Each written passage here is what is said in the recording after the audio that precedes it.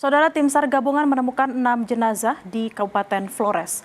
BNPB mengungkap jumlah korban jiwa mencapai 68 orang hingga Senin sore.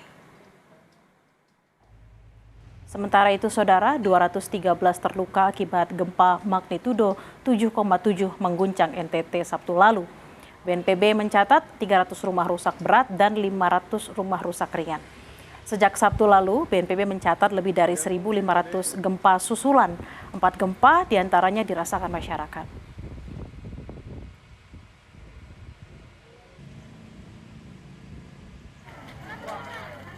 Sementara di Maumere, saudara, lebih dari 1.400 orang dievakuasi pasca gempa Sabtu lalu. Banyak di antara mereka yang kini mengungsi di tenda darurat BNPB. Warga mengungkap, gempa yang terjadi pada Sabtu dini hari lalu kembali membangkitkan trauma akan gempa tahun 1992 silam. 34 tahun yang lalu, gempa sebesar 7,8 skala Richter mengguncang NTT hingga menyebabkan tsunami di Pulau Flores. Kita habis sholat subuh, kita mau habis dari masjid, istirahat sebentar, mau pulang. Pas pulang, tiba di rumah, sekitar 10 menit, baru goyang. Artinya kan keadaan itu kita keadaan sadar tuh, kita sudah habis sholat subuh. Jadi kita lari keluar, terus anak-anak sama istri kita ajak keluar, kita arahkan ke darat. Karena kan kita sudah trauma itu di kejadian 92 itu. Waktu 92 itu goyangnya itu luar biasa, jadi kita panik. Pikirnya kita mau kiamat karena kita belum merasakan sebelumnya toh. Informasi terkini gempa NTT, kita akan bergabung dengan PLT Kepala Pusat Data Informasi dan Komunikasi BNPB Berton Panjaitan. Selamat siang Pak Berton, hingga malam hari ini seperti apa update informasi di sana Bapak? Ya, selamat malam. Selamat malam semua buat pemirsa yang ada di tanah air. Dapat kami sampaikan bahwa update terkini dari apa yang kami peroleh, jumlah orang-orang yang mengalami luka ada 292 jiwa, dan ini memang tersebar di 7 kabupaten. Namun yang meninggal dunia saat ini, tadi Mbak Bella membacakan 68, saat ini ketambahan 1 yang kami dapatkan per jam 5 tadi, 5 sore, waktu Indonesia bagian tengah, menjadi 69. Nah, dari Kabupaten Manggarai itu ada 26 jiwa, Manggarai Timur itu ada 25 jiwa, Sika 4, Ende 2, Kabupaten Manggarai Barat 2 jiwa, kemudian Gekeo ada 8 jiwa, dan Ngada ada 2 jiwa. Jadi memang masih fluktuatif, tapi data ini mungkin sudah agak landai karena memang sampai sekarang jumlahnya sangat sedikit, dan kami berharap, kita semua berharap, semoga jumlah yang meninggal akibat gempa ini tidak ada lagi ditemukan, karena laporan dari masyarakat terhadap Basarnas juga tidak ada lagi laporan yang anggota keluarganya tidak ditemukan. Semoga ini menjadi berita baik bagi kita semua. Kita berharap memang tidak ada lagi laporan terkait dengan korban hilang dan juga korban-korban lain yang bertambah. Lalu terkait dengan proses evakuasi seperti apa Pak Berton? Ya, proses evakuasi masih tetap terus dilaksanakan oleh tim SAR. Walaupun tidak ada laporan, ketambahan lagi laporan masyarakat, namun sampai saat ini tim SAR gabungan masih tetap bekerja di lapangan. Baik itu dengan SAR maupun polisi dan TNI tetap berjuang untuk mendapatkan melakukan pekerjaan-pekerjaan. Hingga saat ini sebenarnya kami mencatat ada sebanyak 1.267 personil yang ada bersama-sama dengan kita dari TNI. Dari Polri sendiri ada 137 personil, dan dari SAR sendiri juga banyak yang ikut melakukannya. Ada di data kami relatif banyak untuk mengerjakan. Mohon maaf, saya di Badan SAR 200, maaf. 227 di pelabuhan Riau saja ada di sana.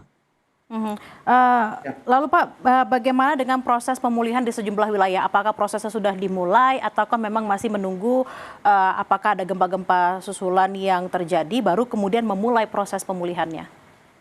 Nah, sekarang yang kita pulihkan adalah layanan umum sebenarnya.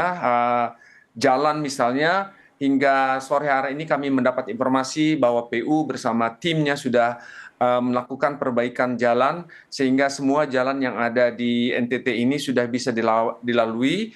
Namun dampak akibat gempa bumi ini ada beberapa ruas jalan memang sudah dapat dilalui tapi dengan terbatas, tidak bisa melalui dengan kencang tapi memang harus pelan-pelan.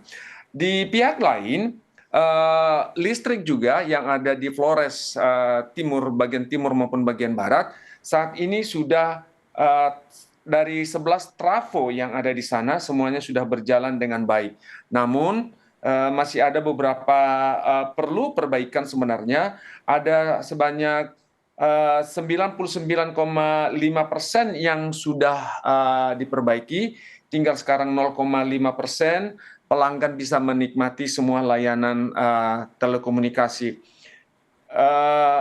Selain itu, listrik juga sudah banyak yang tinggal sisa yang beberapa bagian saja yang belum. Dan saat ini untuk pelayanan kesehatan memang banyak sekali rumah sakit dan puskesmas yang rusak dan sebagian besar rumah sakit yang ada di sini itu beroperasi tidak full. Namun demikian dari Kementerian Kesehatan sudah mengirimkan 2 tenda lapangan, diharapkan ini besok sudah beroperasi dan dengan demikian nanti bisa melakukan berbagai upaya untuk melayani warga kita di sana. Demikian juga beberapa dokter ahli bedah tulang juga sudah tiba dan ini agar bisa melakukan operasi yang sesuai dengan kebutuhannya. Pak Berton, lalu bagaimana juga dengan kondisi warga yang mengungsi, terutama mungkin ada perempuan hamil di sana, juga ada orang tua dan juga anak-anak. Seperti apa kondisi dan apa yang mereka butuhkan saat ini, Bapak? Ya, memang benar pengungsi saat ini seperti diberitakan tadi, memang jumlahnya relatif besar. Itu karena memang banyak warga yang ketakutan ke rumah. Dari pantauan kami sementara, ada 22.276 jiwa yang mengungsi saat ini, dan ini sebagian besar akibat memang ketakutan masuk rumah tadi. Nah, bagaimana dengan warga kita yang rentan, baik ibu hamil, anak-anak, ini juga menjadi prioritas pemerintah untuk menyediakan tenda, untuk menyediakan kebutuhan-kebutuhan dasar agar kebutuhan ini terpenuhi. Pemerintah pusat dan daerah sudah mendistribusikan berbagai kebutuhan ini hingga ke tingkat kecamatan. Kami mendapat informasi ada di kecamatan yang sangat terpencil, pulau sendiri di Paleo, bahwa bantuan kita sudah sampai di kecamatan tersebut tadi sore dan kami berharap malam ini sudah disebarkan hingga besok pagi sehingga seluruh warga negara yang terdampak bencana bisa mendapatkan layanan-layanan yang dibutuhkan. Baik Pak Berton, kami berharap juga situasi dapat segera kembali seperti semula. Bagaimana masyarakat di sana juga bisa beraktivitas kembali. Doa kami menyertai terutama untuk para petugas di sana yang melayani masyarakat dan juga masyarakat di sana. Sekali lagi terima kasih atas kesempatannya malam hari ini. Berton Panjaitan, PLT Kepala Pusat Data Informasi dan Komunikasi BNPB. Selamat malam Bapak. Selamat malam.